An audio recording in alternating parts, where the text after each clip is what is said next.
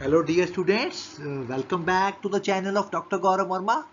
आज की इस वीडियो लेक्चर में स्टूडेंट्स हम बेसिक कंसेप्ट्स पढ़ेंगे एलिमेंट्री कॉम्बिनेटोर रेस के। तो स्टार्ट करते हैं। तो सबसे पहले इसमें दो तरह के बेसिक काउंटिंग प्रिंसिपल्स हैं। One is a sum principle. इसका क्या मतलब होता है, अगर एक सेट एस है और उस सेट को हमने एन सब सेट्स की यूनियन लिखा है और वो जो सबसेट्स लिखे हैं A1 A2 AN वो सारे म्यूचुअली डिसजॉइंट सेट्स हैं, यानी कि किसी भी दो सेट में कुछ भी कॉमन नहीं है। ठीक है, they are mutually disjoint sets. Then total number of elements in set S is equal to number of elements in A1 plus number of elements in A2 so on.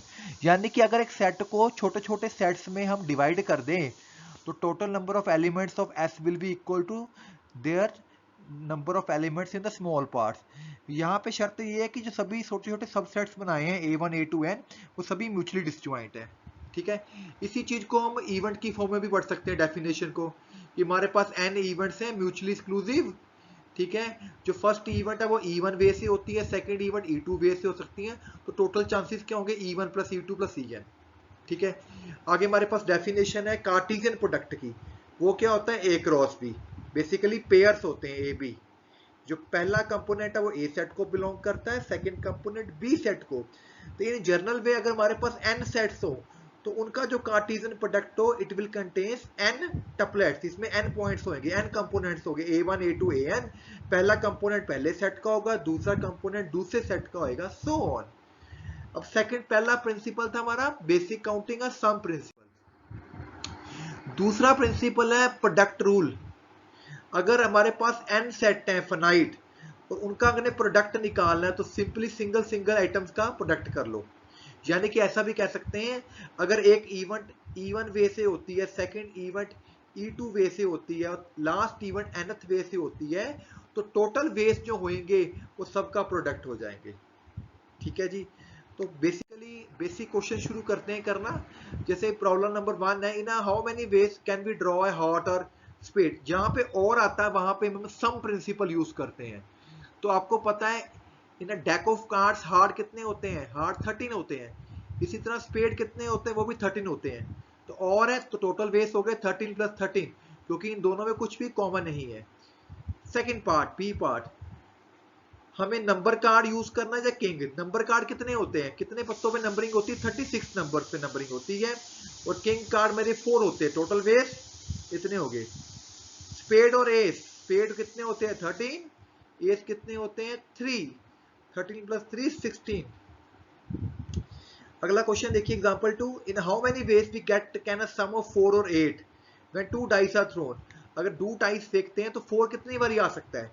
तो 4 वाले कौन से केस होते हैं, यानी कि टोटल 4 बनना चाहिए, 1 3 2 2 3 1। तो 3 केस हुए जिसमें सम मेरा 4 बन रहा है। अब मुझे सम बनाना है 8। 8 कैसे बन सकता है, 2 6, इसका उल्टा हो जाएगा 6 2 3 5, उल्टा 5 3 4 4। तो ये 5 केस हो गए। तो बाय सम प्रिंसिपल इनको ऐड कर लो। अब आगे पूछ रहा है, in how many ways we can we get a even sum. Even sum का मतलब है कि जो हमारा सम है वो 2 भी आ सकता है, 4 भी आ सकता है, 6 भी आ सकता है, 8 भी और 12 भी। ठीक है, तो अगर सम मेरा 2 आता है डाइस में तो वो कौन सा केस होगा, 1 1, एक ही केस होगा। अगर स्टूडेंट्स मेरा सम 4 आता है तो वो कौन से केस होंगे, 1 3 3 1 2 केस। अगर मेरा सम 6 बनता है, 6 आने वाले कौन से केस होंगे, 1 5, इसका रिवर्स 5 1 2 4 4 2 3 3, 5 केस। इसी तरह 8 वाले केसेस गिन लो, 10 वाले केसेस गिन लो, 12 वाले केसेस गिन लो। इन सबको प्लस कर लो, by sum principle we get total number of ways. ठीक है जी। अब हम करते हैं प्रोडक्ट के ऊपर क्वेश्चन। हमारे पास के डाइस हमको हमने थ्रो किया, इन how many veg can they fall. तो हमें पता है अगर कोई डाई हम टॉस करते हैं तो उसके 6 वेज होते हैं। सिमिलरली सेकंड के भी 6 वेज हो गए। इसी तरह हमारे पास के डाइस हैं तो सभी को 6 6 के टाइम्स मल्टीप्लाई हो जाएगा 6 की पावर के, क्योंकि यहाँ पे प्रोडक्ट रूल लगा है, कहीं भी और वाली बात नहीं की गई है। अगला क्वेश्चन है, एक लाइसेंस की प्लेट बनानी है। स्कूटर पे प्लेट्स लगती है ना हमारी, उसके जो पहले 3 अक्षर हैं वो तो हमारे इंग्लिश अल्फाबेट के हैं। ठीक है, वो 26 होते हैं। और पिछले जो 4 अक्षर हैं वो है डिजिट्स, डिजिट्स कितने होते हैं, 10 होते हैं मेरे। तो फर्स्ट अगर रिपीटिशन अलाउड है पहले पार्ट पे, तो पहले पे कोई भी अक्षर आ सकता है 26 का 26। First place can be filled by 26। Similarly second place भी can be filled by 26। Third place can be filled by 26। ठीक है। और डिजिट कोई भी हो सकता है, रिपीटिशन अलाउड है 10 इंटू 10 इंटू 10, क्योंकि 4 डिजिट्स है ना मेरे पास। तो आप इसको ऐसे भी लिख सकते हो, 3 English letters can be chosen by this way, 4 digits can be chosen by this way, by product principle. Total answer ये हो गया। अगले पार्ट में लेटर्स रिपीटेड है, डिजिट्स रिपीट नहीं करने, यानी कि लेटर्स तो आपके सेम रखने हैं 26 26 26, पर डिजिट्स को रिपीट नहीं करना। तो पहली बारी अगर 10 है तो दूसरी बारी 9 यूज होएगी, क्योंकि फर्स्ट यूज हो चुका है, फिर 8, फिर 7। ये बेसिक क्वेश्चन है, आप लोगों ने +1 के लेवल पे भी किए हुए हैं। अब हमारे पास है इनडायरेक्ट काउंटिंग। इसका क्या मतलब है, अगर हम किसी चीज को सॉल्व नहीं कर सकते तो हम उसका कॉम्प्लीमेंट सॉल्व कर लेते हैं, उसको टोटल नंबर में से माइनस कर देंगे। ठीक है। मान लीजिए एक सेट है, ठीक है, उसके ए टोटल नंबर ऑफ बेसेस, उसका कॉम्प्लीमेंट क्या होगा, ए कॉम्प्लीमेंट। तो मुझे अगर टोटल ए नंबर निकालने हैं तो पूरे सेट में से ए कॉम्प्लीमेंट माइनस कर दो तो मेरा आंसर आ जाएगा। ठीक है जी। ठीक है। मान लीजिए क्वेश्चन है, in how many ways 10 peoples can be seated in a row so that certain pair people are not together. हमने ये बताना कि 10 लोग हैं, उसको बिठाना है हमने, इसमें से 2 लोग इकट्ठे नहीं बिठाने। ठीक है। हम क्या करते हैं, उल्टा क्वेश्चन कर लेते हैं कि 2 बंदे इकट्ठे बिठा रहे हैं, तो हम क्या करेंगे, टोटल वेज निकाल लेंगे। टोटल वेज कितने हो सकते हैं 10 बंदों को बिठाने के, 10 फैक्टोरियल। ठीक है। अब हम वो वेज निकालते हैं, इसमें 2 पर्सन इकट्ठे बैठेंगे। अगर 2 पर्सन इकट्ठे बैठेंगे ऐसे, ठीक है, बाकी हमारे 8 बंदे हो गए, तो इसको हम 1 मानेंगे, तो 9 फैक्टोरियल से वो अरेंजमेंट हो सकता है। बाकी जो बंदे बीच में 2 बैठे हैं वो आपस में इंटरचेंज कर सकते हैं, इंटू 2 कर देंगे। ठीक है। तो टोटल में से इकट्ठे वाले माइनस करके ये हमारे पास आंसर आ जाएगा।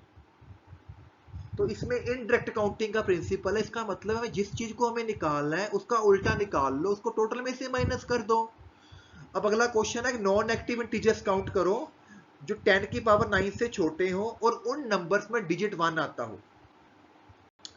क्योंकि जो 10 की पावर 9 है उसमें कितने डिजिट्स होंगे, 9 डिजिट्स होंगे। तो हम पहले टोटल नंबर निकाल लेते हैं, 9 डिजिट्स हैं, तो टोटल हमारे पास 10 डिजिट्स होते हैं। तो first place can be filled by 10 ways, second place can be filled by 10 ways, total 9 digits है, 10 की 9 टोटल वेज हो गए। अब हम कहते हैं कि मेरा 1 किसी पे नहीं आता, यानी कि ऐसे नंबर है कि 1 मिसिंग है, तो डिजिट्स कितने हो गए, 9 अवेलेबल। तो 9 प्लेसेस पे 9 डिजिट्स को अरेंज करना है, 9 की 9 वे हो गए जिन पे 1 नहीं आ रहा। तो मुझे चाहिए नंबर ऑफ डिजिट्स जिसमें 1 आता है, अकेला 1, तो टोटल में से माइनस कर दो। तो इस तरह स्टूडेंट्स ये क्वेश्चन आपने ट्राई करने हैं। तो ठीक है, क्वेश्चन ये भी है हमारे पास, अगर एक सेट है उसमें total number of elements n है, तो शो करो उसके सबसेट्स 2 की पावर n बनेंगे।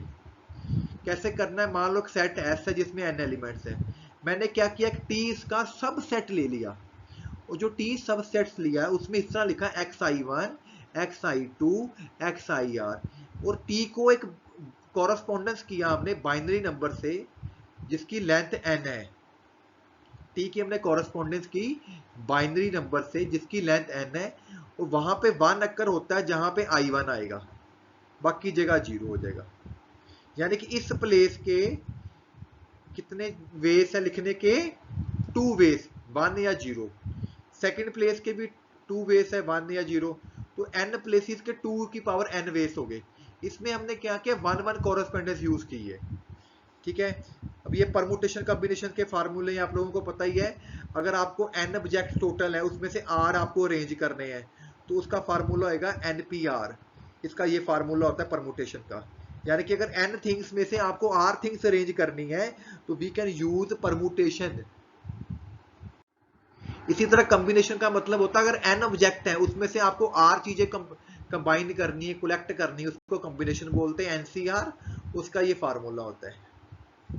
आगे हमारे पास है definition of multiset, a collection of objects in which objects are allowed to repeated.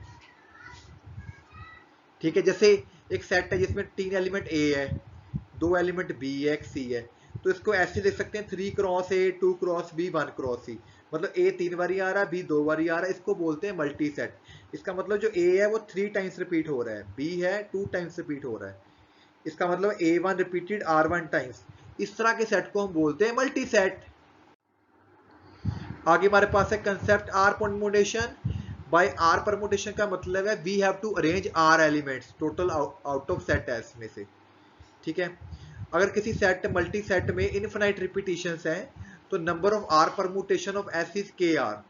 अगर K ऑब्जेक्ट्स हैं तो जैसे K ऑब्जेक्ट्स हैं, ठीक है, तो पहले ऑब्जेक्ट को कि R वे से अरेंज करना है, तो फर्स्ट प्लेस R तरीकों में अरेंज कर, तो फर्स्ट जो ऑब्जेक्ट है that can be arrange by K ways, second object भी K वेज से, टोटल R ऑब्जेक्ट्स हैं तो K की पावर R बन जाएगा। तो छोटे छोटे रिजल्ट्स हैं, आपको इसको याद कर सकते हैं। एक ये फार्मूला है आप लोगों के पास, इसको याद करना है आपने। अगर ये मल्टी सेट है और टोटल नंबर ऑफ एलिमेंट में S ये है, then number of permutation of set S का फार्मूला होगा n factorial divided by n factorial n2 factorial nk factorial, ठीक है जी।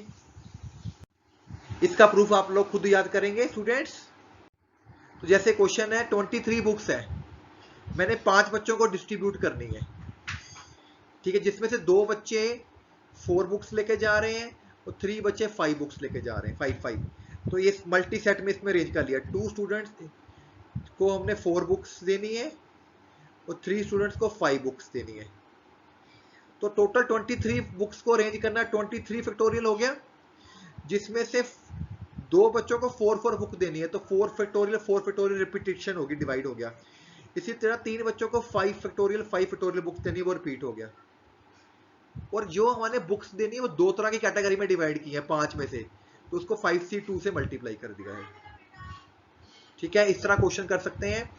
इन how many ways 7 women and 3 man can be arranged in a row, 3 men must be together, ठीक है। अब जो 7 लड़कियां हैं वो तो आपकी साथ ही रहेंगी, 1 2 3 4 5 6 7। जो लड़के हैं वो तीनों इकट्ठे रखने हैं आपने, तो इसका मतलब ये 8 ऑब्जेक्ट्स हो गए आपके, 7 ये 1 ये, तो 8 objects can be arranged bye 8 factorial. बाकी जो बंदे 3 अंदर है वो आपस में इंटरचेंज हो सकते हैं, तो उसका हो गया 3 फैक्टोरियल, तो टोटल बेस हो गए 8 फैक्टोरियल इंटू 3 फैक्टोरियल। तो ये आपने +1 +2 के क्वेश्चन ही इस वीडियो में सीखे हैं, इनकी प्रैक्टिस कीजिए।